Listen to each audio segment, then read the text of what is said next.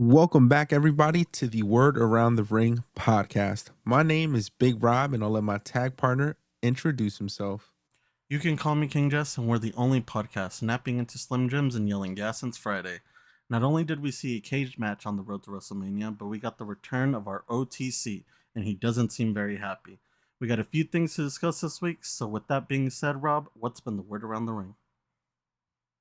As much as I would love to talk about Roman Reigns first in his return, I have to talk about another return to television before we get to Roman, because Roman's been off TV for a few weeks. So with that being said, let me start off with Randy Orton, because I was excited to see Randy on this last week's episode of SmackDown.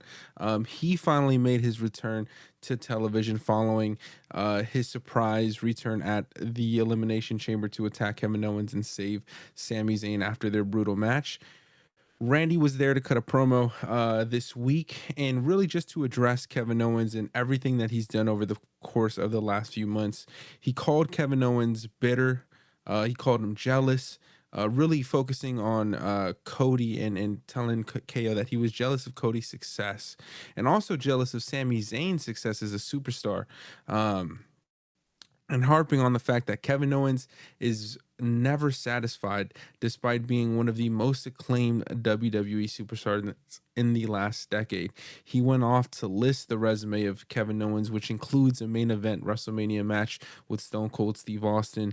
I believe he's a Grand Slam champion as well. So Randy was just letting him know how do you have all this success and yet you're still this bitter individual who's jealous of everyone else. And Randy also told the fans that when he returned to the Elimination Chamber, he started to hear those voices in his head again from years ago, as we all know, the Viper and the pun kick. And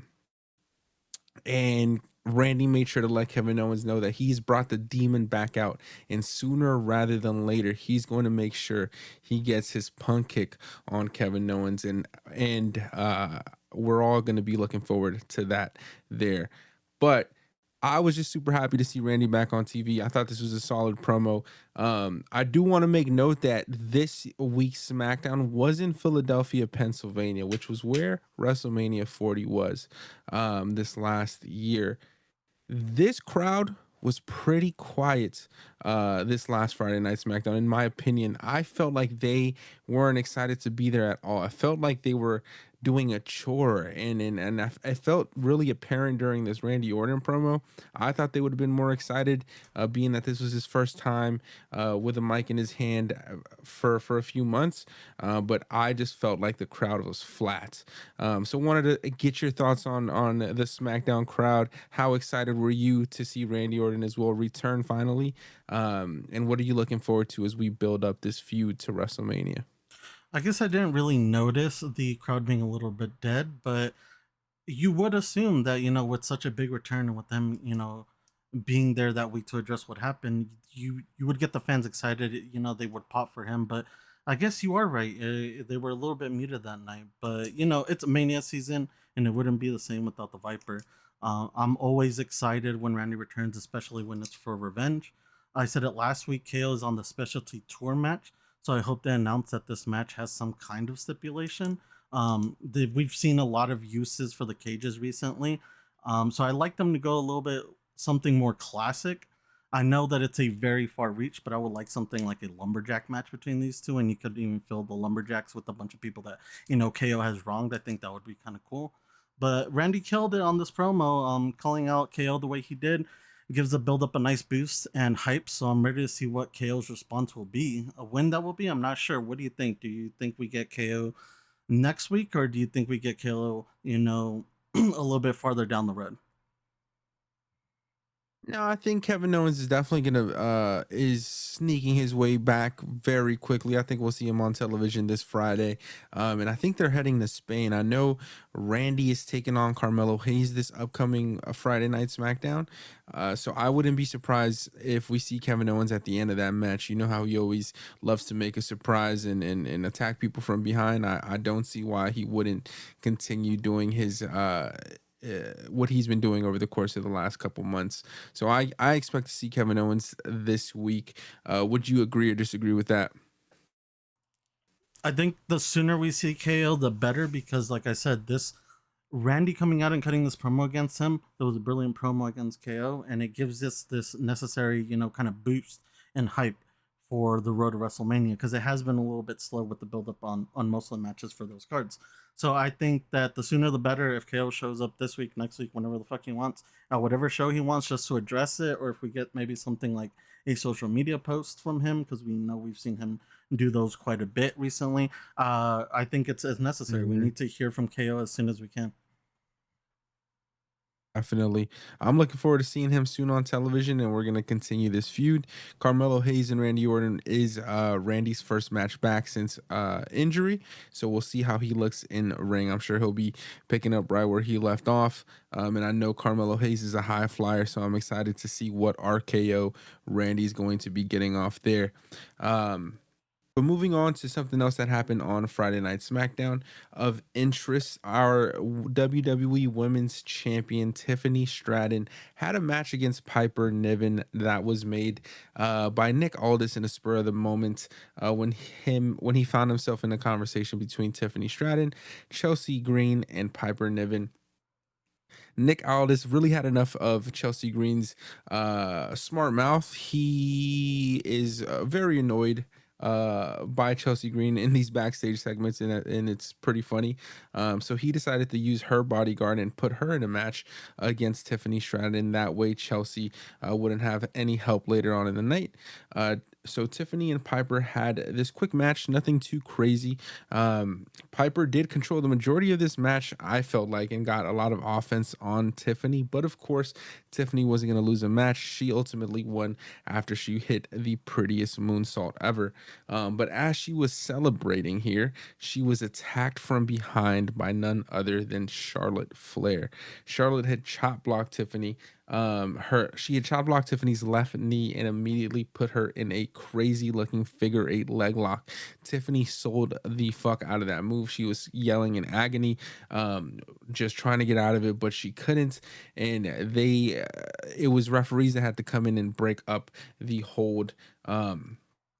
Tiffany then continued to sell the move. Charlotte just stood over her as she has been doing over the last few interactions that she's had with Tiffany Stratton. So, of course, we get this form of cheap heat again on behalf of Charlotte Flair. Tiffany has just, in my opinion, over the course of the last 3 weeks, I feel like Tiffany has been made to look really weak. I don't really appreciate it. I think there could be a better way of going about building this feud. I understand Charlotte Flair is the queen, and she is the end all be all in the WWE Women's Division, sort of like a Thanos figure.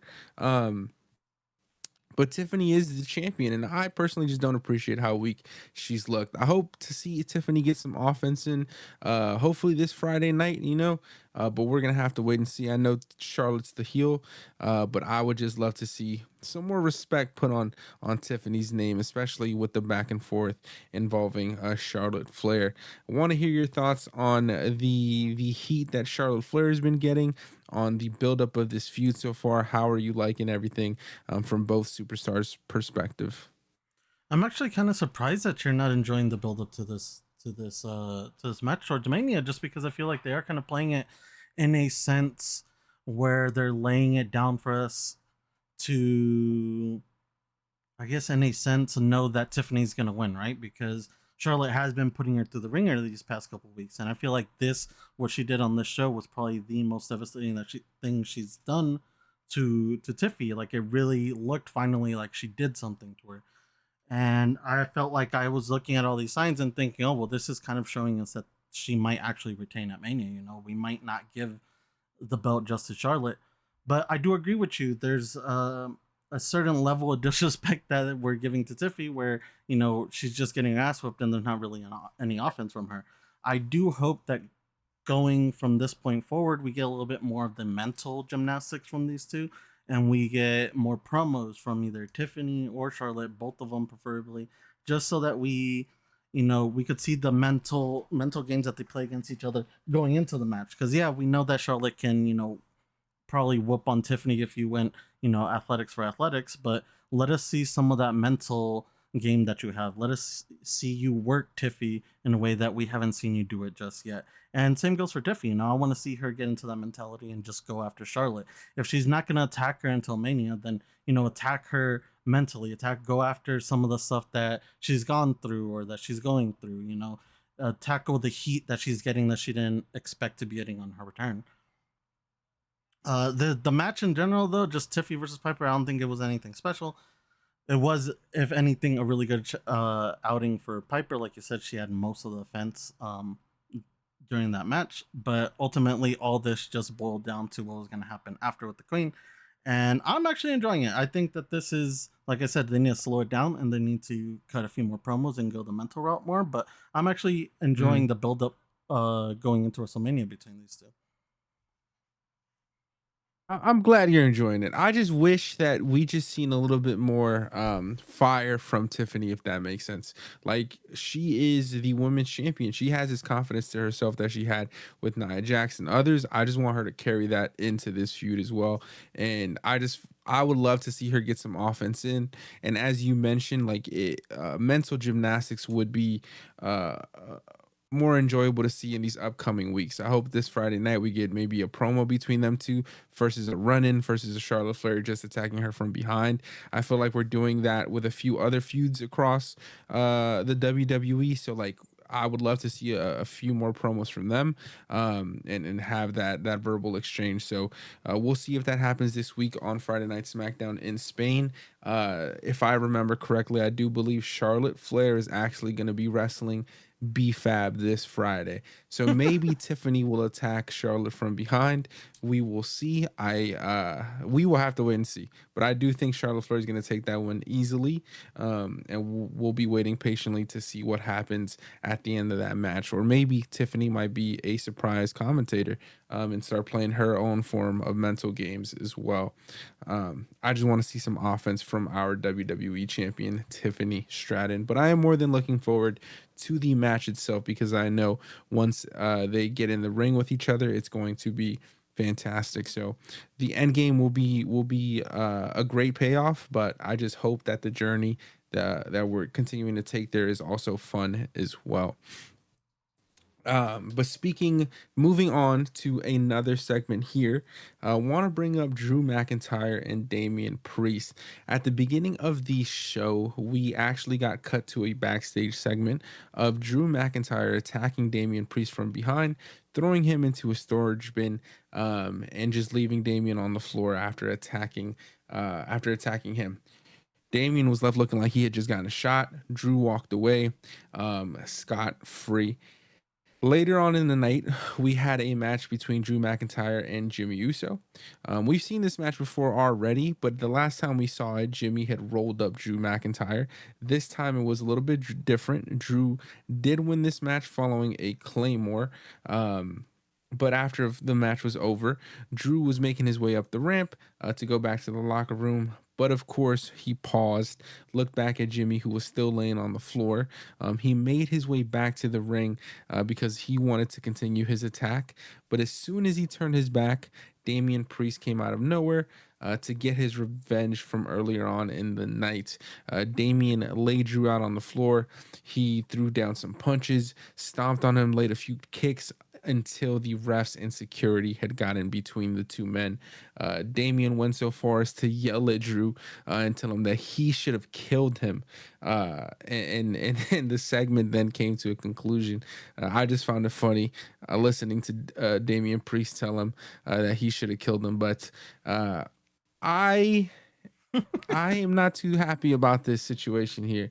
Um, you know how I feel about Damian Priest. I think he's a solid wrestler, in ring talent. Do not get me wrong, but I feel like Drew McIntyre has had a hell of a year, and for Drew to be placed in this feud with Damian Priest as we head into WrestleMania. This is probably going to be the match. We've heard rumors, the dirt sheets are talking. This is what is penciled in for Drew's McIntyre's WrestleMania. Personally, I feel like he could have faced someone to the likes of even a Roman Reigns. There was a lot of story there for Drew McIntyre, and I feel like he was just left off, and it's happened again. And I don't mean it to be disrespectful to Damian Priest, but it's just like, come on, you had the best feud. You've had probably the feud of the year with CM Punk in 2024. And to go from that to Damian Priest and at WrestleMania 41 for basically nothing, just a blood feud. There's no championship involved. There nothing, just for shits and giggles.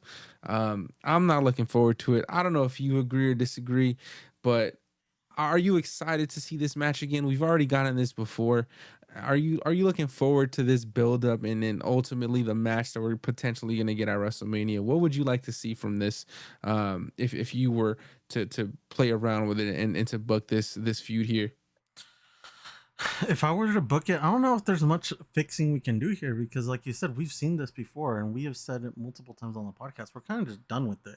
I thought moving Drew over to, I think it's SmackDown that he's on now, moving over to another brand would have separated these two for a while and we wouldn't get this match for a hot minute. But maybe a couple days after they announced that one was leaving, the other one joined him shortly after. So it kind of seems like we get stuck in the same rotation of having these matches happen over and over and over again. I'm just kind of done with it. If this is the way that we're going for WrestleMania, then Drew needs to win this. And I hate that this will be the win that he receives following such a string of losses, but I guess a win is a win at the end of the day.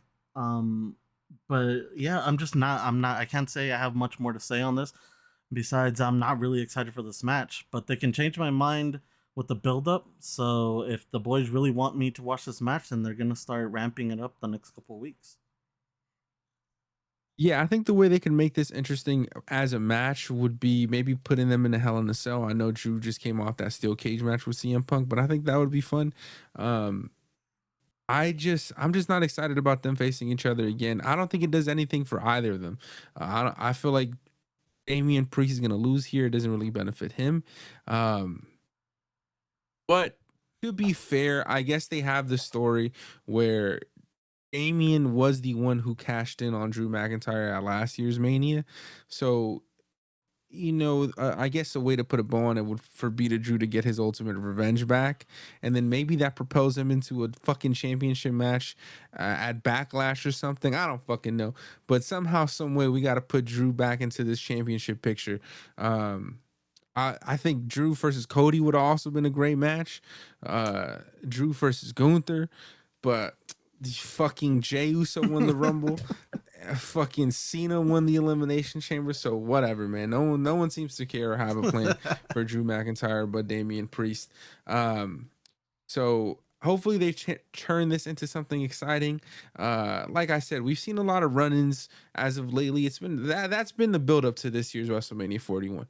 The theme of this build up has just been run-ins. Fucking run-ins. Every goddamn match there's a run-in at the end of every match, and they're gonna continue to do it. Hopefully, they change some shit as they head into the European leg of this fucking WrestleMania buildup. Um, but man, this shit just pisses me off. I wish the best for Drew's future. Hopefully, we get a title picture and a title run in the very near distant future post Mania. But one of my favorite segments of this week's Friday Night SmackDown involved Bianca Belair, Naomi, and none other than Jade Cargill. Of course, we remember the gruesome attack that Jade Cargill laid on Naomi at this year's Elimination Chamber.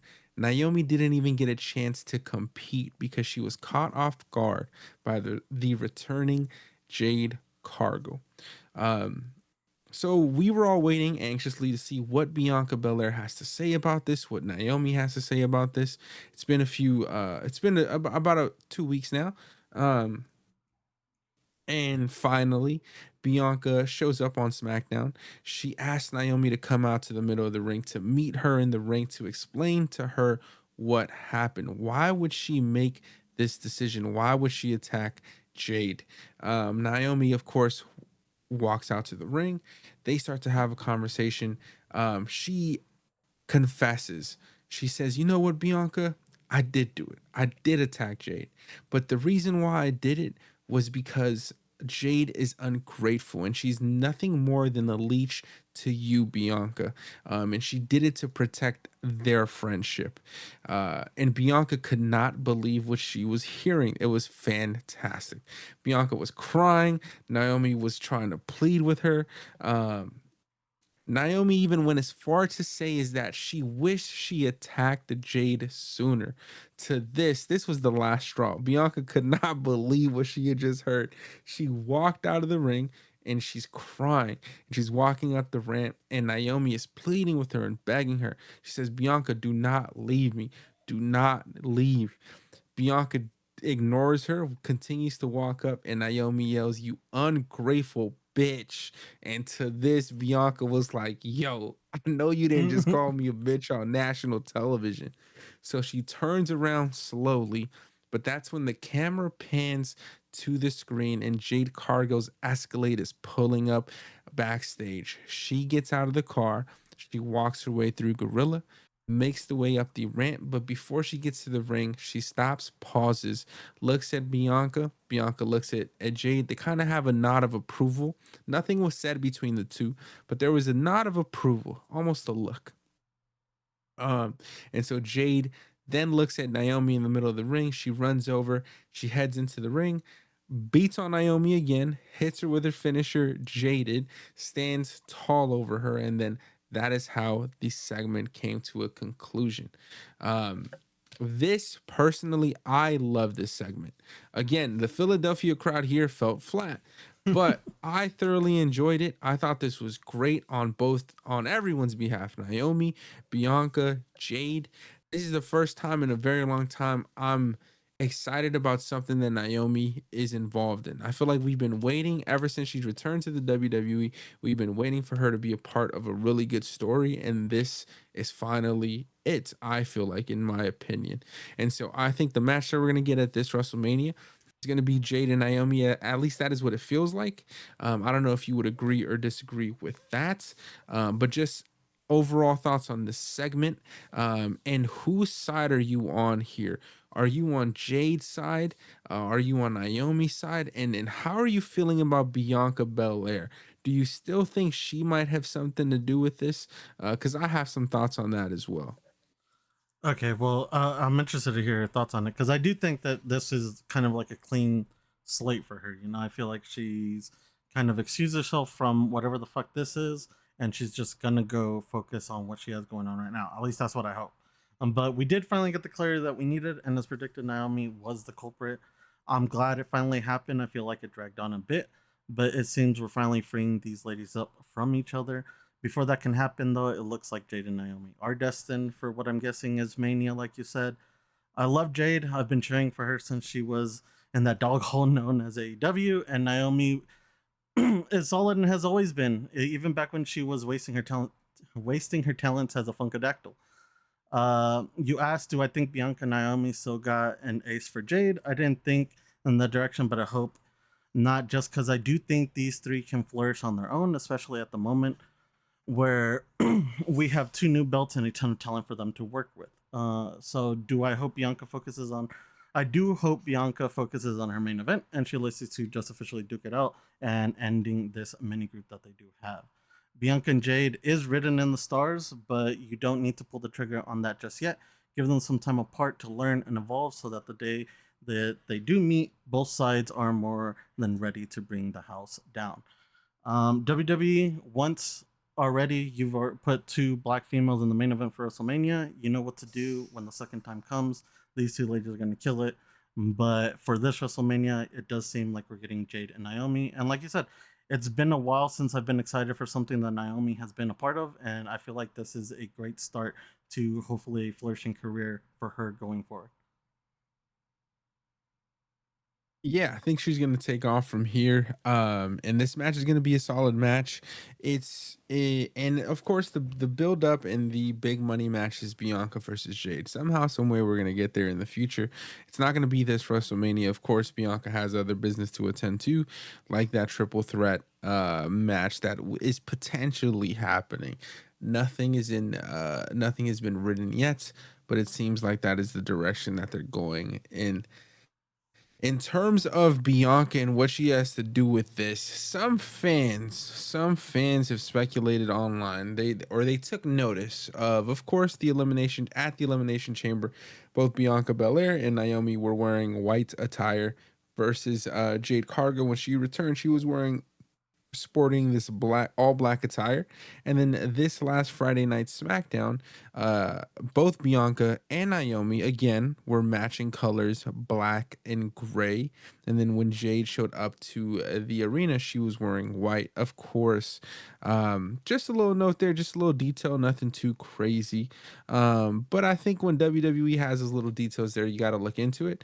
I think I'm not so sure that Bianca may have made the call and had Naomi attack Jade. I don't think that's the route they're gonna go in. I do think what's gonna happen though is Bianca is going or Jade is going to continue to attack Naomi, and Bianca's almost gonna sort of feel bad, or she's gonna have to she's gonna feel the need to step in. Be like, all right, bitch, that's enough. That is enough. And I think that is how they may feud post WrestleMania. I might be wrong here. That's just an idea. I think that's an easy way to go if the feud between Naomi and Jade moves past WrestleMania. I think Bianca could easily interject herself into that again. Um, but all in all, I thought this was a great segment. I really did enjoy it, and I'm glad the ladies got this television time. And I am looking forward to seeing what happens next week. And they have been having fun on social media. Naomi and Jade Cargo have been going back and forth on X. Jade Cargo has even called out Naomi's father-in-law, Rikishi, because I think on his podcast, Rikishi was like, "Yo, I don't know what Jade thought, but she is in no it's not in her right to attack my daughter-in-law like that." And then I think Jade heard the podcast there, tweeted at Rikishi, and said that she's gonna beat his daughter's ass and that he needs to shut his ass up. So they're having fun with this feud. I think it's hilarious. And I'm just looking forward to seeing the build up, and this is one of the few build ups that I'm looking forward to as we continue to move forward. Um, but all in all, fantastic stuff from everyone involved in that segment. And then speaking of the fallout of Elimination Chamber, how could the man who got his ass whooped by The Rock not make his return to SmackDown? Uh, Cody Rhodes was there and announced to be in the arena. He wasn't the main event of the show. I believe he was the second or third to last final act. But Cody's music hit, and he walked out sporting a black eye. It looked pretty bad. It did look pretty bad. And he looked upset. He wasn't his usual cheery self. He looked angry. He looked like he was a man on a mission. Even when his music was playing and it came to the whoa, he didn't do his usual whoa with the crowd. He just continued to walk to the ring. Um, he grabbed the mic and he had some things he needed to get off of his chest. He told the fans, "I know what you want to talk about." Cody tells the fans that what happened at Elimination Chamber was the most watched moment in all of WWE history. Cody even brought up the fact that his daughter had asked him what happened to his face, and Cody had to lie to his daughter and tell her that he got hit or ran into a wall. Cody said that he ran into a wall that was designed by the final boss, The Rock, and his associate Travis Scott, and Cody's WrestleMania 41 opponent, John Cena, to which the fans booed. Cody mentioned that back in the day when he had first started in the WWE, he used to drive John Cena around for 2 years from city to city and trying to sponge and gather as much information from him as possible. Cody went so far as to even call John Cena his former hero, even mentioning the fact that he was the man that he used to look up to because he wore or used to wear his never give up shirts. But that same individual, that same hero who used to wear those shirts, had finally given up on himself, and the fans. Um, Cody told the fans that Cena must believe that his successor must look like him and think like him. But that's when Cody raised his championship belt to his head and he said, "This belt gets heavier and heavier every day, but it's not heavy enough." And he looked into the camera and he told John, he said, "Cena, you wanted some? Well, come get some." And that's how the promo came to an end. This was good shit on Cody's behalf. I was excited. I was when he mentioned John Cena, I definitely booed. Said, "Fuck John Cena, you right, Cody, you right." And when he ended the promo saying, "Cena, you wanted some? Come get some," that got me excited. That definitely I popped and said, "Yeah, bro, talk your shit." Even in the promo, I think he mentioned, he did mention, he said, "I know we're gonna have this feud between me and Cena, and at some point he's gonna tell me nice speech, blah blah blah." I thought that was a great, funny and like a jab at the internet. Um, so I thought this was a great promo by Cody. I'm looking forward to the first verbal exchange we're gonna get between these two. We know that that verbal exchange is gonna happen on Monday Night Raw when they head to, I forget where they're going, but it's this, they're heading somewhere into Europe. Um, and they have announced that Cena will be at this upcoming episode of Raw. So I'm very much looking forward to that. But want to hear your thoughts on this promo here. Did you enjoy it? And what do you hope to get out of Cena's first appearance following the turn at Elimination Chamber? I think I agree with you, because after I watched this promo, I clearly said, "That's my fucking champ, bro. This is what I'm talking about. Finally, someone's hitting the right notes that we need to be played on the road to WrestleMania. This is the kind of shit that I live for. He did what a champ is supposed to do. When the odds are against him, he gets back up, rallies us with a speech, and he gets to fucking work. Very few times has a promo moved me, but this was brilliant. And I feel like in this day and age, it goes a little underappreciated by the general fan. Cody came out after being backstabbed and showed us that he was still roughed up. No woe, belt in hand, black eyes, just like you said. Our boy was looking a little cooked. Then he got into the ring and he starts cutting this promo, acting like there's a part of him that's been defeated, and it has. But that's not what Cody's about. A Rhodes doesn't just lay down and give up. A Rhodes gets up and he talks to his people. With the flip of a switch, he went from doubt to certainty. And at that moment, I knew that Cody was ready for the Cena heel. When he flipped that switch, I saw the champ that I've been backing for almost a year, and I saw a spark I saw in Cody that I saw in him when he left the WWE with the mission. Black haired Cody almost came out during this promo. He broke down Cena to a T and welcomed the fight. This is how you start a build up, and I am very excited for the next few shows. As for Cena, what do I want from his first appearance? I told you this a couple weeks ago, well, I guess a week ago when Cena turned. I feel like he should go a little nonverbal for a bit. I like the fact that he went to the pros conference and all he did was a mic drop. That's kind of what I want. I want sort of a John Cena winner soldier type figure where he's just being controlled by The Rock. Because I personally, I know you don't, but I personally think there's still a redemption story to be told at some point, and that would just be a good kind of structure to set that up in the future.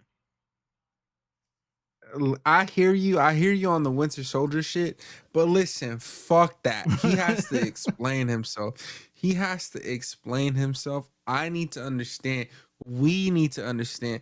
The motherfuckers that have been rooting for him for 20 years need to understand why the fuck he did what he did. And he needs to explain it out loud so we can so he can verbalize it and we can sit down with it. We can process it and then grieve properly because that would be unfair to us. That motherfucker needs to get a mic on Monday. He needs to get a mic on Monday and he needs to tell us why the fuck he did what he did. And so we can begin to move forward and move on. But that is what I need to hear from him on Monday. Um, but as you mentioned, this was great stuff by Cody. I was genuinely excited listening to him talk with so much passion. And it feels like the first time that he's had great matches. He's had great matches this year during his championship reign. The matches against AJ, the matches against Kevin Owens, they've been fantastic. Even against Gunther, they've been great. but he hasn't been motivated the same way he was motivated when he was chasing the title at 40. And this feels like that again, and I am excited. And I think it felt great because they were back in Philadelphia. He let them know last year they were there for him to cheer him on when he won, when he beat Roman, and he asked for them to continue to do so as he takes on this battle, this ultimate heel in John Cena. I am looking forward to seeing what is going to happen here. How is The Rock going to continue to play a factor in all of this? He's clearly not done. Something's going to happen. Maybe again, we saw what they did last year where night one of WrestleMania bled into night two with the tag match having implications on the following night's main event. I can imagine something along those same lines will happen again here. Maybe I'm not sure, or have I haven't read either that The Rock is cleared to wrestle or he's going to wrestle.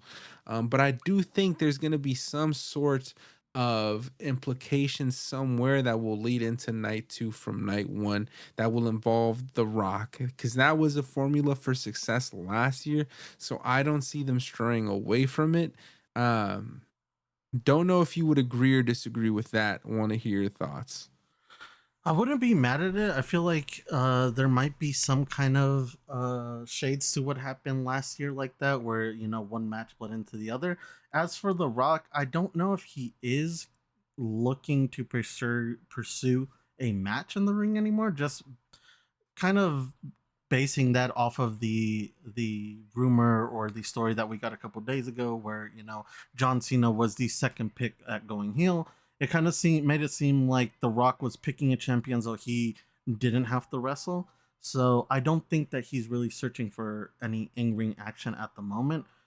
Whether he's scared or not, I have no idea either. I know that his body must go through crazy ass transformations, getting into ring shape and then going back into Hollywood.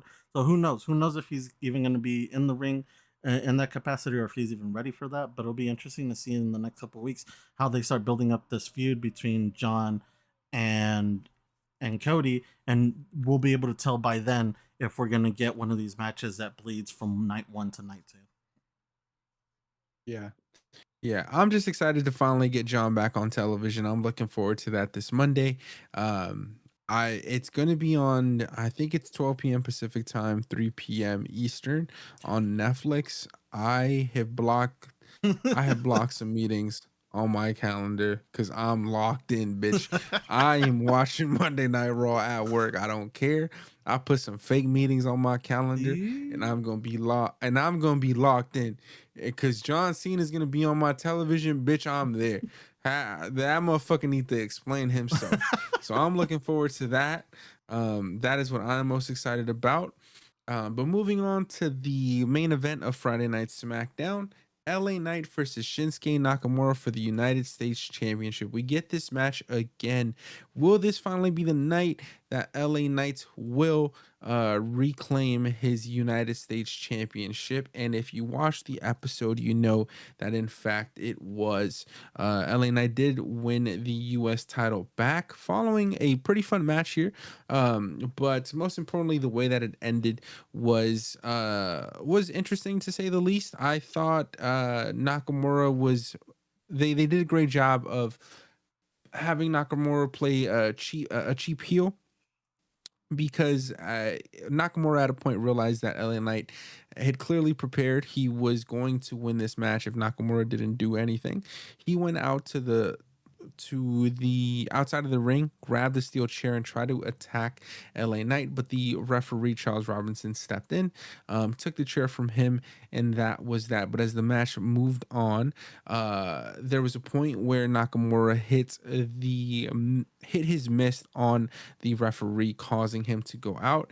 That is when Nakamura again went for the steel chair, but LA Knight actually used it on him, threw it to his face, and hit the BFT on Nakamura on the steel chair as well.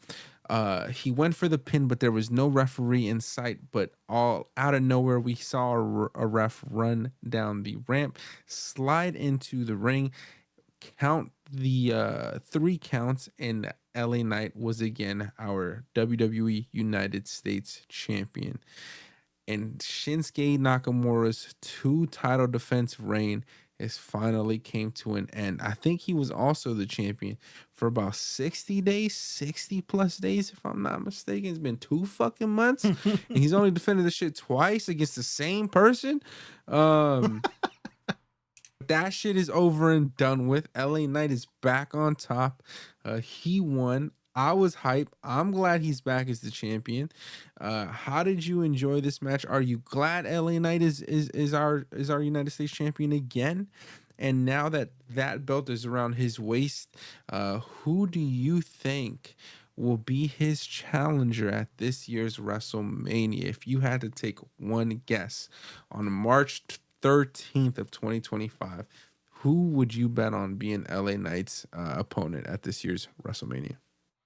Well, let's start off by saying, of course, I'm glad that LA Knight won. I think you and me are huge LA Knight fans, and we knew that it was only a matter of time that before he recaptured this belt again. And boy, does it look good around his waist. That's where that belt should be as for right now, because I don't think there's anyone else that can carry that belt well like him. He's got the hype, he's got the charisma, and he's got the in ring work. I want to see him hold it for a little bit this go around. But as for his Mania match, I don't think this is over. I think that even though this was a solid match, Shin does deserve his rematch, and I think he gets it at WrestleMania with LA Knight successfully retaining, and Shinsuke going off and doing something else. He came in and he did what he had to do for the belt and for LA Knight, and now it's time for him to kind of fade back into the shadows, or you can give him another feud after Mania. But I think that this goes up until Mania, and LA Knight solidifies his victory at Mania through this. And after Mania, who knows? He has a ton of people that he could face on that roster right now that I'd be excited to see. Some people alone, Chad Gable, Penta, fuck, I don't know, dude. There's so many people that I could see him go up against, but only time will tell. For now, I'm just glad that he has gold around his waist, and I'm excited to see him defend it at Mania, despite that being Shinsuke or somebody else. I hope it's not Shinsuke at WrestleMania.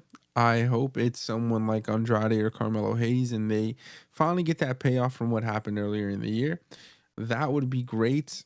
I would necessarily don't need Andrade or Carmelo Hayes to win at Mania, but I would just like to see some LA Knight face someone else. We got through this Nakamura deal. It's over. He got his rematch. He won. There's no need for another rematch, in my opinion. I just want to see Knight continue to move on. And as he previously did in his original title reign, he defended that title reign on a couple of episodes of Friday Night SmackDown. I think he had more than 6 title defenses, and so he's a workhorse champion. I'm looking forward to that. I'm looking forward to him just defending the title on SmackDown on the road to WrestleMania. So hopefully we get a few matches in between. At Mania, I hope it's Andrade or Carmelo personally, but as you mentioned, we'll just have to see who's going to face LA Knight. But that concluded this last episode of Friday Night SmackDown. Moving on beyond the weekend, Monday Night Raw did take place in New York City, Madison Square Garden. Whenever they come to the garden, you know it's going to be a serious show. You know something fun is going to happen. They're going to make it an eventful night in the city of New York, and they did so with the main event match being a steel cage match between CM Punk and Seth Rollins. We've seen these two guys feud over the course of the last year. Ever since CM Punk has returned to the WWE, Seth Rollins has made it clear that he hates CM Punk. He hates everything that he stands for. He hates the way he walks, the way he talks, everything about him. He's calls him a coward. And so we saw the match that they had at the debut episode of Raw on Netflix. And unfortunately for Seth Rollins fans, CM Punk did win that match. So as we walked into this steel cage match, I was nervous. As a Seth Rollins fan, I was a little bit nervous because I said, no, Seth has to walk out of this match with the W. Whatever happens, this motherfucker better win. And this match here, main event, was crazy. I have never seen CM Punk, Seth Rollins, or really anybody kick out of the shit that they were kicking out of. They were throwing missiles at each other, and neither of them were dying. These men, the hate that they have in their heart for each other, fueled them throughout this entire match. There's a few crazy spots. One, most notably, that I was nervous about was when Seth and CM Punk both climbed up to the top of the steel cage. They were standing on the top of the cage, so much so that CM Punk was hanging on to the rope that was hanging onto the roof of the arena. I was just nervous watching this shit because it feels like motherfucker loses balance and they fall. That's a 15-foot drop. I'm just not having fun watching it. So I was nervous watching that. They were trading punches and chops while they were standing up there until Seth had slipped. But he caught himself and pulled himself up. They continued to fight. CM Punk found himself dangling almost with his torso on the top of the steel cage, and that is when Seth Rollins took advantage of the position that he found CM Punk in. He hit a superplex off of the top rope, and where Punk was hanging. Rollins then went for the pin, but Punk had kicked out. After both men had recovered, both Rollins and Punk continued to exchange punches. They continued to fight in the middle of the ring. Rollins had blocked a GTS, and he went for a pedigree, but Punk was able to counter and hit him with a go to sleep, and he went for the pin, but Rollins did kick out. Punk then signaled again that he was going to hit for another GTS, and that's when Rollins was able to counter and put him in an STFU, the same move that Cena had used to beat Punk at the Elimination Chamber. Punk then broke that and put Seth Rollins into an Anaconda Vice. Rollins was able to break out of that with an eye gouge, and then he hit the curve stomp on Punk, went for the pin, but Punk kicked out. Uh, this is when I was like, oh shit, motherfuckers is kicking out of just whatever the fuck. Because at that point he took a superplex, took a curb stomp, and he kicked out. Um, Rollins wasn't done. He went to the top of the turnbuckle and he went for a super stomp, but Punk was able to trip him up and went for a third go to sleep. But he took too long to go for the pin. He went for it, or he that's when he realized he couldn't go for the pin. He picked up Punk's head and he actually hit his own curb stomp. Sorry. Punk had picked up Rollins' head and he hit his own curb stomp on Seth Rollins, and he went for the pin. And then that was disrespectful. Brother took his finisher. That shit was disrespectful. And if I thought Rollins was gonna lose that way, and I was nervous, but luckily for Rollins fans, Rollins did kick out of the curb stomp, and that's when Punk was distraught. He said, "Yo, what the fuck is going on?" So, as we know, in a steel cage match, you could win the match by one of two ways. You can climb out the steel cage, or you can exit the door, or you can win by pinfall or submission.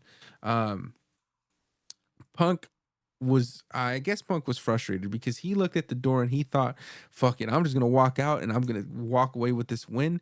But that's when Seth Rollins rose up and he told Punk, he said, don't be a coward. If you're gonna take this from me, don't be a fucking asshole. You better take it from me like a man. Punk hit a running knee to knock Rollins down, but after another exchange, Rollins actually was able to hit his own GTS on CM Punk. Went for the curb stomp again, went for the pin, and he got to two, but Punk kicked out again. These motherfuckers took some super serum before this match, because I'm sitting here watching this shit and I'm like, bro, what are we doing? They're kicking out of everything. And at that point, Rollins had had enough. he went up to the middle turnbuckle and he hit another super stomp on Punk. But instead of going for the pin, Seth sat on the corner closest to the door, and started to mumble some shit to CM Punk. I think he was just talking shit. And so when he didn't go for the pin, I'm like, all right, something's about to happen. And then the MSG crowd starts to cheer. They start to get excited. So I'm like, ooh, someone's making their return. We talked about this last week. And of course, while Seth is sitting there talking shit, someone pulls Seth out of the ring through the doors, and it was none other than your tribal chief, my tribal chief, our tribal chief, Roman Reigns. He had finally returned to get his revenge on Seth Rollins for the double curb stomp that he hit on him at the Royal Rumble. But what Roman didn't realize is when he pulled Seth out the ring, he actually helped him win the match, because all Seth had to do was either leave the ring or take or pin Punk, and Roman pulling him out of that out of the ring gave him the W. But Roman then, of course, hit Rollins with a spear, and he wasn't done with that. He took him over to the steel steps, and he was going to hit him what it seemed like to be with his own curb stomp. But Adam Pearce, some security guards, and a couple more referees came out to the ring to stop Roman, got in his way. And that's when Roman noticed something. He looked back into the middle of the ring, and there was his wise man, Paul Heyman, helping CM Punk up. And it almost looked like Paul was whispering something in CM Punk's ear. He was having a conversation with him. And to this, Roman looked disgusted. Roman said, "Yeah, what the fuck is going on here? You supposed to be my wise man." And so Roman just looks in disgust. He heads into the steel cage where Paul is helping up Punk, and he pulls them away from each other. He grabs CM Punk, he throws him into the cage, he runs the ropes, and he hits a spear. He hits the ooh wah, and the fans go crazy, and everyone is excited. And Roman is back, and he puts his one up, and he's looking at Paul like, "Yo, what the fuck is good with you, bro? You supposed to be my wise man." And that's how the show came to a conclusion. Roman has finally made his return. Following, I thought was a great match, a great fucking steel cage match. I thought they went a little overboard with all the kickouts, or at least like, I mean, listen, it's CM Punk and Seth Rollins. They're two of the most protected and biggest superstars in the WWE. I'm just happy that Seth walked away with the win, even if it came with an assist. I'm just glad that Seth won. And they found a way to protect CM Punk, giving him a loss, but it not really being his fault. So it worked out for all parties involved. Roman also returns to television right before WrestleMania. We knew there was no possible way that he was going to miss WrestleMania. There's no fucking way that Roman Reigns was going to miss WrestleMania. Um, but with the way the ending of this match played out, Roman attacking Seth, Roman attacking Punk, do you think that we are going to get a triple threat? Is that something that you would like to see? Personally, I would have loved to just see Seth and Roman. I I would have loved to see that on its own. That's enough. That's a dream match that we haven't gotten at WrestleMania, and I would have loved to see that now. But I'm cool with Punk interjecting himself. I'm cool with it. It's cool. That's cool. I just would have liked to see the singles match. But want to hear your thoughts on this. Do you think it's going to be a triple threat, or do you think maybe CM Punk has different plans and will use the favor that we know Paul Heyman owes him to maybe stir something else up? Maybe he has other plans for his WrestleMania 41 night 1 and night 2. Well, let me get my highlights from the cage match itself. It was a solid match. I feel like these two had something to prove. I feel like WWE always goes out and shows out, especially after a AEW pay per view night. And seeing as AEW Revolution was that past weekend, I feel like they went out there and they decided to put on a show. And it was a great match. It really was. Some of my favorite spots, of course, the superplex on the top that had you so nervous. I thought that shit was sick. A little sketchy on there, as they, instead of properly lifting off, they kind of just slid off. They just let the weight of their bodies kind of take the control on that one. Another one, Punk just delivering the three GTSs to Seth Rollins was fucking sick. Rollins, you know, putting Punk in the Cena hold was crazy, especially after the events that had just transpired in an Elimination Chamber. Punk just really likes going through hell, and when he does it with someone that he really hates, like a Seth, I feel like that all bleeds through into the match. I would say that probably to an extent they probably don't hate each other as much as they used to, but some of that still resides, and you could see it come through in some of these matches. All this really just came to an end, like you said, when Roman finally came back. Our OTC is finally back from his mini vacation, and he just cost Punk the match to get his lick back on Seth. And I've been asking for him to do this as soon as he got back, so I was kind of happy that he actually went through with it on his return. But before the night could end, like you said, Roman hit Punk with one of the cleanest three-piece combos I had ever seen, and he was giving Paul those looks like, "Hey, what the fuck is happening, dude? Like, you're supposed to be on my side. I know that you have history, but this isn't how we act. You're part of the bloodline, even if it is to an honorary extent." Um, will this be a triple threat? Like I said, I think that's where we're going. I think you're on the head with that one. I'm with you. I think I would have preferred to see just a Roman versus Seth, just because there is such a history there, and we do want to see that finally come to a boiling point.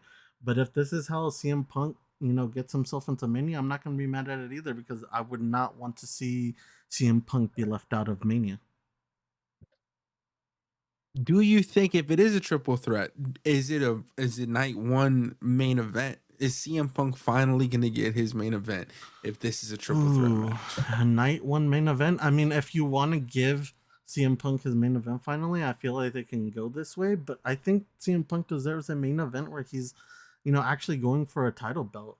I know that we're kind of in the process of trying to get him there as soon as possible, especially since the failure of getting him there last year. But I don't think we have to rush. I feel like we still have a little bit of time with Punk, and we can get him there possibly next year, or maybe even the year after that. But if this is the way that they want to do it, I guess this is the way that we're gonna get it. But personally, I would love for CM Punk to get his main event WrestleMania moment for the belt later on down the road. I I hear you. I hear you. I just don't, I think he realizes and they realize that he's only getting older. And because of that reason, I think you have to, if you were going to do it, this is the year you have to do it. And motherfucker, if you can't main event with Roman Reigns and Seth Rollins, I really don't know what the fuck to tell you. I really don't think you can blame that on the executives. I really don't. I think that's really just your fault. If you can't main event with Roman and Seth, I think that's just up to you, buddy. Because I personally don't think Gunther and Jey Uso is gonna main event night one. And with the way the match card is being set up right now, there's no way that's gonna be. Give me Charlotte Flair and Tiffany over Gunther and Jey Uso right now, because there's no fucking way. She even give me Bianca Io and fucking Rhea Ripley. Give me that over Jey Uso and Gunther. Personally, that's just me. I'm just taking that. Um, but back to the steel cage match and summarizing all of this, I do think if it is a triple threat, I can see it main eventing night one. In terms of the favor that Paul Heyman owes Punk, I it's interesting. I maybe Paul is going to go back to being the advocate of CM Punk, or being his mouthpiece, taking him away from Roman Reigns. I think Roman attacking Punk and the steel cage isn't going to bode well for his relationship with Paul. Um but I'm interested. I think it's crazy that Paul is playing such a pivotal role in all of this, and everyone's like, "Yo, Paul, what the fuck's good with you?" Because you're right, he's family. He is the bloodline, and so he needs to understand and remember that, Paul. You got to get it together. This old hag isn't gonna be here for too much longer. You got to stick with the people that were there for you, and even remember. Uh, Back in the day when Brock Lesnar was still in the picture, Brock and Roman were feuding, and at the point, and I think it was WrestleMania 38. Yes, it was 38 when it was Roman and Brock, and in that build-up, Paul Heyman was in between Brock and Roman, and there was a certain build-up on a Friday Night SmackDown where Brock Lesnar had told Paul Heyman that he needed to shut up and stand in the corner, and Roman hilariously was like, "Hey, you can't talk to Paul like that." And Brock was like, "What are you gonna do about it?" And that's when Roman had Superman punched him. So see, Roman is stood up for Paul, man. And Paul, you can't fucking forget about that, bro. You got to remember who brought you to the dance. And fuck that. If we get a heel turn from Paul Heyman too, following the John Cena heel turn, I'm gonna be pissed. I'm gonna be pissed. You better stay as the wise man to Roman Reigns. I do think this is gonna be a main event match if it's a triple threat. I still hope that we get Roman versus Seth, but I'm not mad at a triple threat. I think this is how CM Punk finally gets his main event at WrestleMania, though. I do think that is the end result. But all in all, fantastic moment. I thought this was the peak of the show. Of course, it was the main event. In terms of the rest of the show, in my opinion, it wasn't the most exciting. There were a few spots here that I did enjoy. One of them being AJ Styles and Logan Paul. Logan Paul was announced to be at this last week's Monday Night Raw. He comes out at MSG, and he really, for the last couple weeks, the last few moments Logan has had in the ring, he's cut really the same promo, and it's just the fact that he's like the superstar. He's better than everybody. He's everyone's here to see him. He's the star of the show. He's the main attraction, and no one's on his level. It's really like it's nothing crazy. CM Punk really called this out when they were feuding in the build up to the elimination chamber. I think he told him that he had no substance, and it's true. He doesn't. His character doesn't have any substance. His whole demeanor, his whole character is him being this YouTuber turned into a wrestler. And it was cool for like a couple months. And it's great that he has these athletic feats and these dope moments. But in terms of people giving a fuck, when they boo him, it's almost, it's not like, it's not a heel heat. It's like get off of my screen heat almost. I feel like at least in the last couple months it's turned. I don't know if you would agree or disagree with that. Do you feel the same way? That the crowd has turned on Logan, or the fact that his Ye- promos are kind ye- of just like sauce to be like the superstar. Both, because I feel like before the crowd was booing him, but it wasn't in like a "fuck you, get out of my off my TV screen" boo. It was just like a boo, I don't like you. But as of lately, it's been like "fuck you, get off my screen." I don't know. I don't know if you feel that way or don't. I could see the change that you're kind of speaking of, just because he has been giving these lackluster promos, like you said, and he has been acting in this sort of air. So I could see where like the crowd has flipped on him once, where he was this, you know, this heel that we kind of saw becoming a bigger heel just based off, you know, the fan attraction that he brings, is now, like you said, being a "fuck you, get off my screen," which I'm pretty sure he's used to. Uh, being as he started from YouTube, but that's not the kind of heat that you want. You know, you want that kind of heat that he had before, the kind of heat that a Dominic Mysterio holds. This kind of heat isn't Exactly. good, you know, going into a Mania or something like that. Yeah, exactly. I don't know. But anyways, the motherfucker showed up on TV and he's cutting the same promo. And while he's cutting his promo, he notices Andrew Schultz, a comedian, New York, a comedian from New York, standing in the front row. He goes over to him. I guess they've been on a few podcasts together, or they're supposed friends outside of the world of WWE. So he goes over to him and he asks him who he's here to see, assuming that Andrew would answer and say he's here to see Logan. But Andrew laughs and tells Logan that no one is there to see him and that he's actually here to see the steel cage match between Punk and Rollins later on in the night. To this, Logan was upset. He grabs Andrew Schultz out of his seat, takes him into the ring, and sets up a suplex until AJ Styles' music hits and he runs down the ramp and he runs into the ring and saves Andrew Schultz. He hits Logan Paul with a clothesline, followed by a phenomenal forearm, which knocked Logan Paul out of the ring. And instead of getting back up to fight, Logan just cowardly walked away and walked up the ramp, and all of MSG was booing him. That's when AJ grabbed the mic and he told Logan to bring his ass back because they're in New York and they came to see a fight. But Logan Paul just ignored and continued to make his way up up the ramp. He took his ball and he went home. AJ and Andrew Schultz stood in the middle of the ring. They raised each other's hands, and the segment was over. It seems like we're heading towards AJ Styles versus Logan Paul at WrestleMania. In terms of a wrestling match, this is going to be a great match. This is going to be, it might steal the show. I'm very much looking forward to this here. I think their styles bode well to face against each other. I think they're going to have crazy athletic displays, and this is just going to be a fun match that I'm looking forward to. I thought we may have gotten like a Braun Breaker in an AJ Styles situation at WrestleMania, but I'm not mad at this at all. Are you looking forward to AJ Styles versus Logan Paul? Or would you have much rather had seen potentially AJ versus Braun Breaker for the Intercontinental Champion at WrestleMania? For WrestleMania, I think this is a good pick. I think that Braun Breaker versus AJ Styles is a match, is a series of matches that we can have later on down the road. I don't think we need to blow it on just the Mania match. I'm one of the few people that are still cheering for Logan.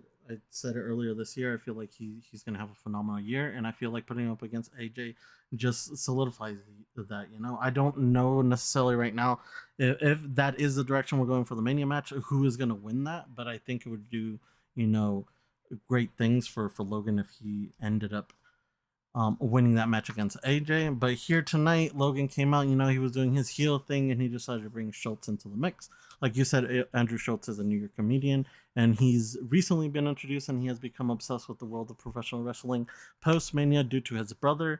And I would say that not only because of that, but because he recently released a special on Netflix. That's why he was there. The interaction between these two was great. I feel like, you know, Schultz is one of those comedians that does well at comedy on the spot, so he can, you know, bounce off of whatever the fuck Logan was gonna tell him. But this ended up, like you said, with AJ coming out to save Schultz, and like I said, if this is the way that we're going, if we're going AJ versus Logan at Mania, I'm not going to be mad at it. I did notice that Schultz, you know, continued some of the fanfare in the back in a interview with Kathy Kelly. So I'm not sure if they're going to try to involve him in Mania in some capacity just because of, you know, his connection with Netflix and, you know, his recent obsession with wrestling. Maybe have him in AJ's corner or even just on the commentary table. Preferably, I would love him on the commentary table if they're going to do anything with him. Just because, like I said, he is a comedian. He's funny as shit, and I would love to see that from him. But going into Mania, AJ versus Logan, I am very excited for this, and I cannot wait to see the build up going into the next couple weeks. I wasn't aware you were a Andrew Schultz fan. I don't think I think he's all right. He's nothing too crazy. I'm not clicking on an Andrew Schultz special. I've seen a few of his podcast episodes when it's like people of interest, but not the funniest guy in my opinion. I can Okay. understand why some people find him funny. I don't know if I want the motherfucker on commentary. That's just me.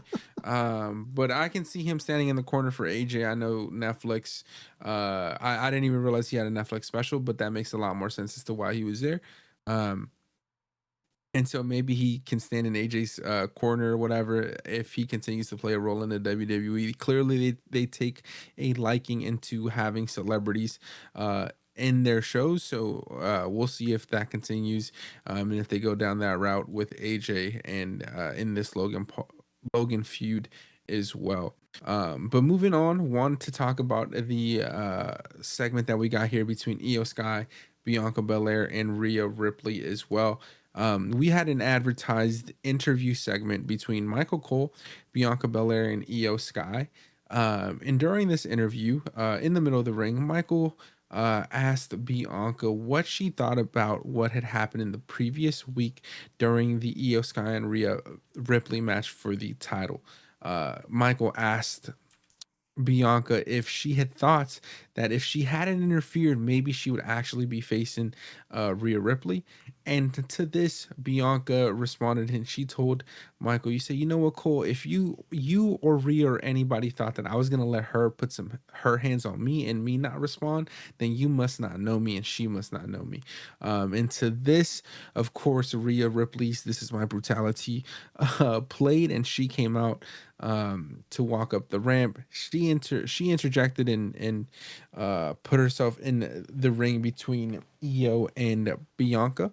But she was focused on Bianca and she asked Bianca why she was there last week. Why would she possibly be there to sit down and interfere in her match? To this, Bianca responded and said, "Look, I was just there to watch the match and find out who my opponent was going to be. It's not my fault that you decided to do some so childish and because you're insecure yourself and because you know that you can't beat Io, you're trying to blame this shit on me." And Io was just left in the background, so she's getting frustrated. She tries to get in between both women. Rhea shoves Io's face out of the way, which first of all, when I seen this in real time, I was like, "Yo, that was crazy disrespectful." Like in real time, I was pissed for Io. I was like, "Bro, don't do that, bro." Like even if it's television, bro, and this is like, like just don't do that, bro. That's crazy disrespectful. How much you rather like clothesline her, uh punch her in the jaw, but to shove her face away like she's some child, like she's nothing, that was crazy. And Io didn't immediately respond. She actually tried to interject herself again. And then Bianca did the same shit. She shoved Io's face, and I was like, "Oh nah, both of y'all are wilding." And but to my liking and to my surprise, Io responded. She pushed both of them out the way, slapped Rhea across the face, and then slapped Bianca. And she let them know. She told him, "I'm don't y'all disrespect me." And then she walked out of the ring, took her championship, and that's how the segment ended. Rhea and Bianca were in shock that they had just gotten slapped by Io, and Io was clearly frustrated. I watching Io get her face shoved the first time, I was disgusted. Said, "Nah, that's crazy. That's crazy." But it turned out that they were doing it for a reason, and Io did get her slap on both of the women, which I can appreciate.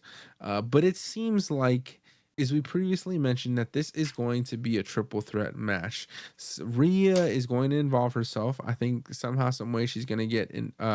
She's going to find an excuse for Adam Pierce to put her into this match, because she's going to use the fact that Bianca interfered, and I say interfered with quotes around it.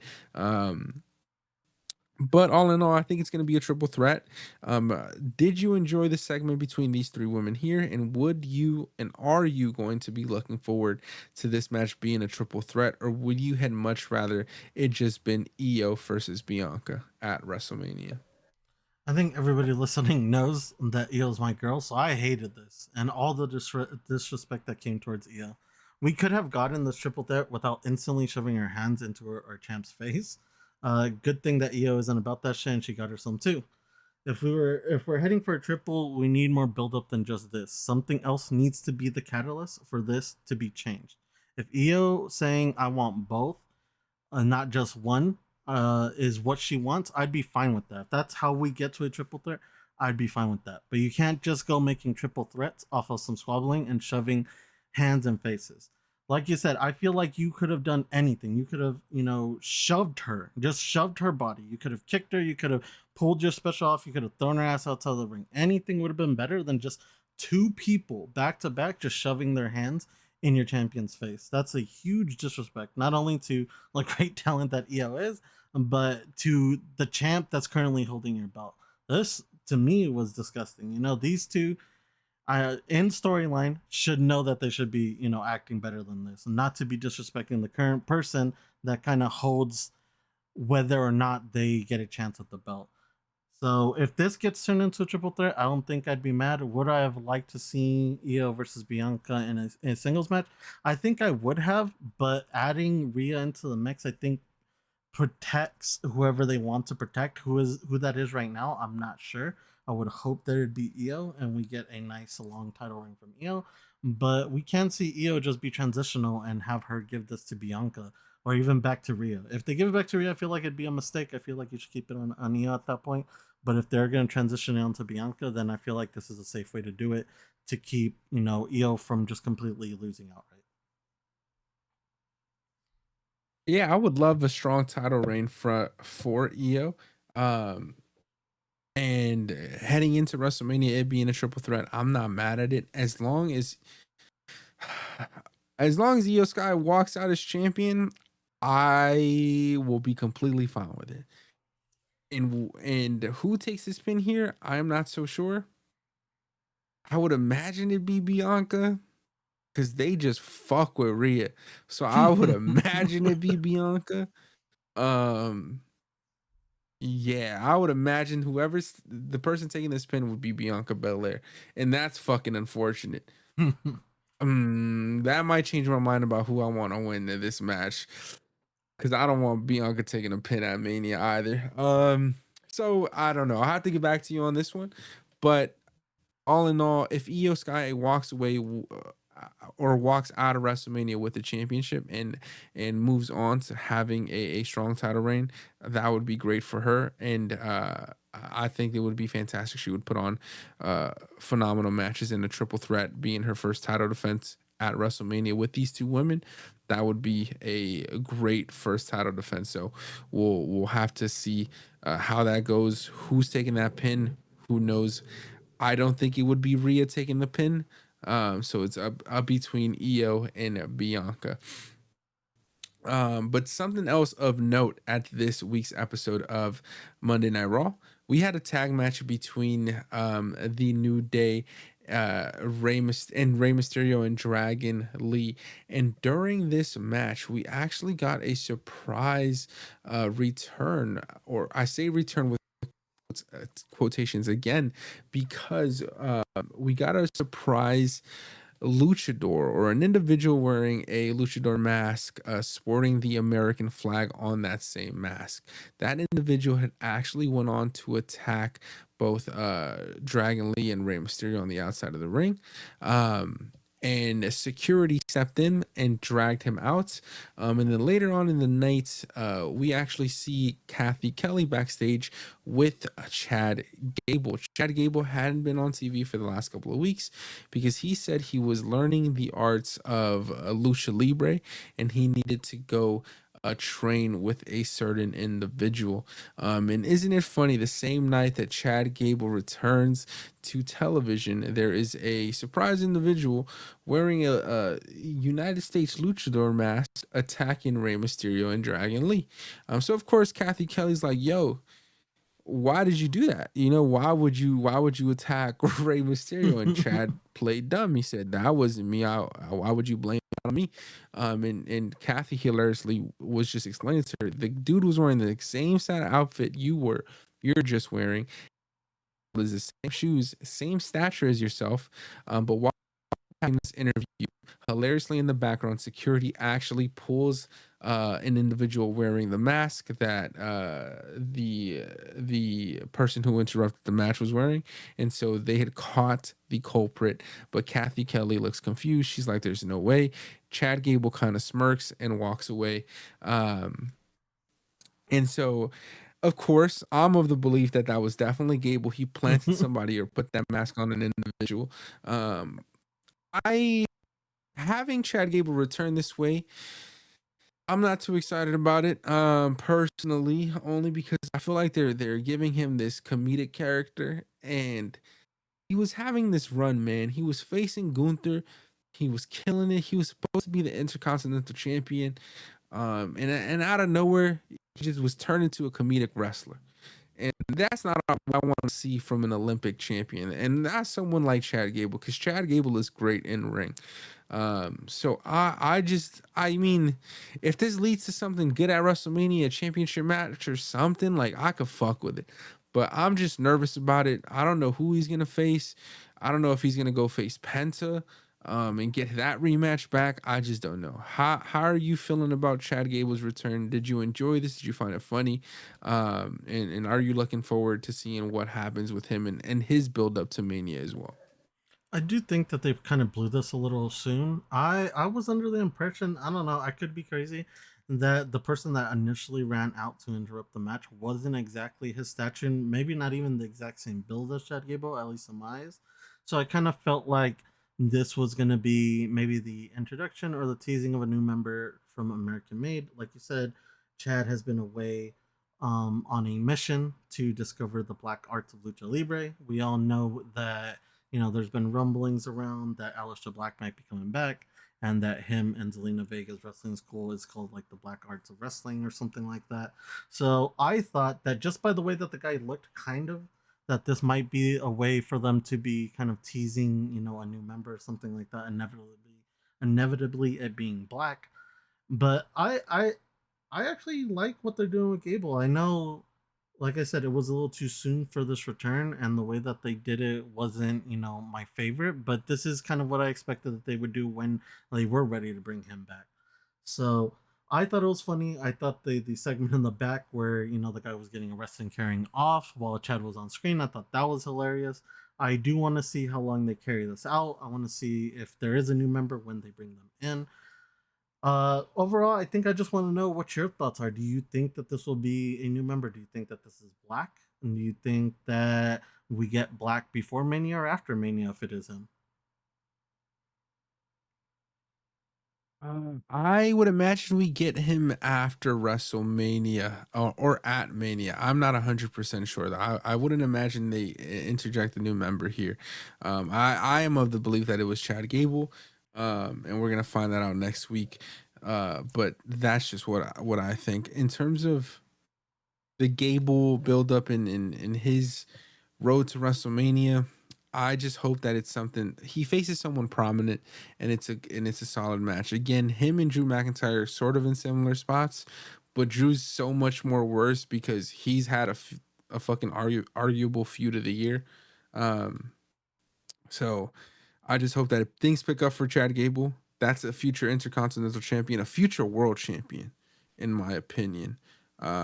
So I'm hopeful. I'm hopeful that they get it together with him, and hopefully he finds himself in a title match or an important match at WrestleMania.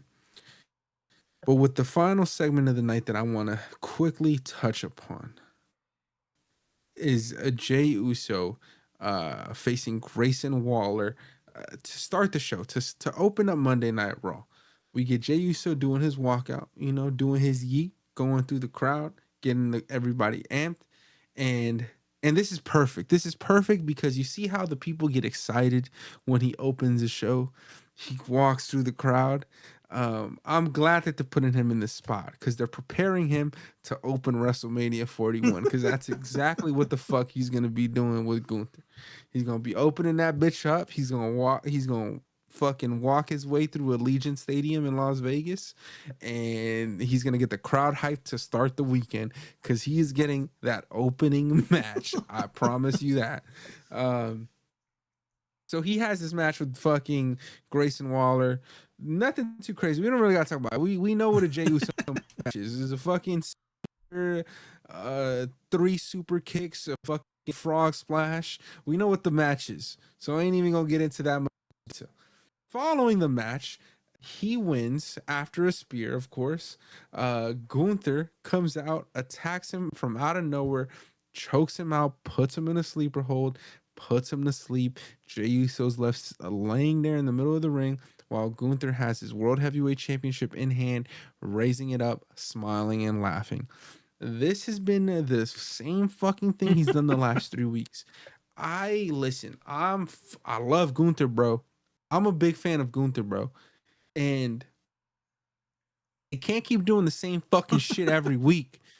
They can't. They really can't. They gotta stop this shit. And it's with both of these motherfuckers. Cause if it's not Jey Uso doing the yeet, one week, the next week it's Gunther attacking him with a chokehold. It's the same shit. They're trading off the same fucking shit every week. And if they want us to give a fuck and not look at this Royal Rumble win like a waste, then they gotta do something and add some interest.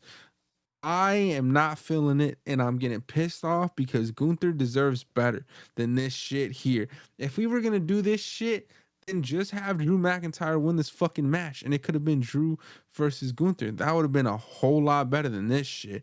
Because all I'm getting week to week is yeets, and then fucking a chokehold, bro.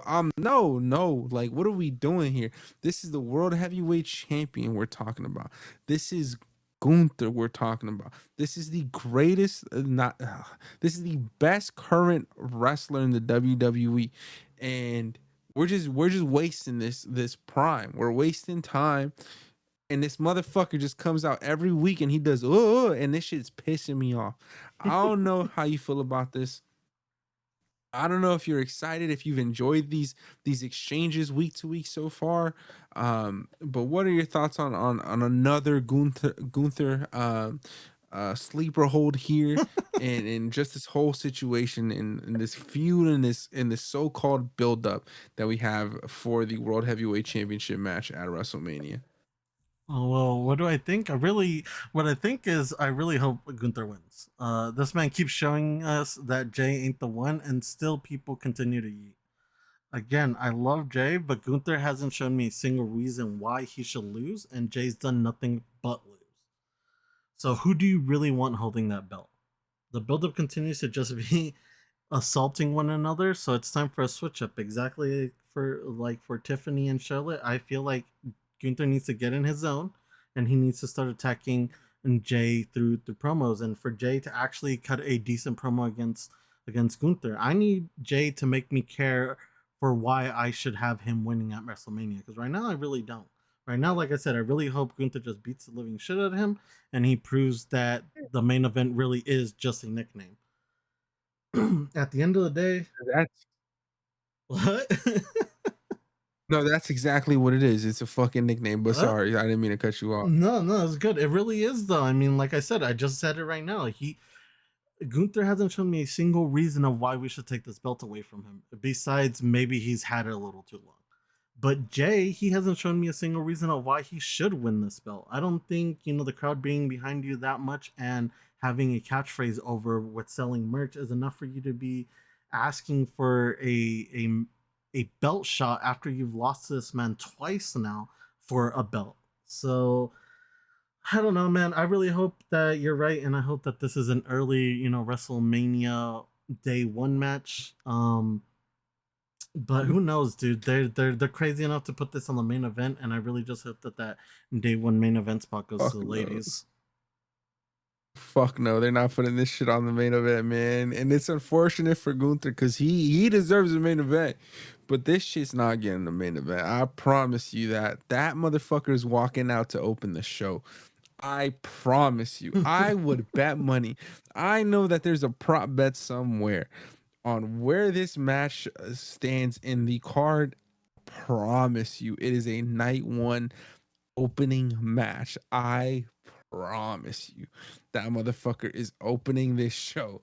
Um, but like you said, man, Jay hasn't given us or provided a reason as to why he should win. Besides his catchphrase, Gunther hasn't given us a reason as to why he should lose, which is also which I guess that's to his fault as well. But I just need a little bit more something more interesting from both men here. And just this feud in general. Like I said, I'm tired of the same shit every week. Make something interesting, have something happen. I don't know what they can do, but do something. Cause goddamn, we have 6 more weeks, and I can't hear yeet so many more times in a promo for Jey Uso. Like switch it up. Um, and I want something better for Gunther. But if this is the match that we're getting, then just make it the best match possible and make the build up important and make it interesting and give us a reason to care besides a theme song and a catchphrase. That's it. That's it. With that being said, that concludes this week's episode of the Word Around the Ring podcast. Thank you all for listening. If you haven't already, please make sure to like, subscribe, and follow us across all of our social media platforms, including Instagram, X, and TikTok at the Word Around the Ring podcast. We'll see you all next week.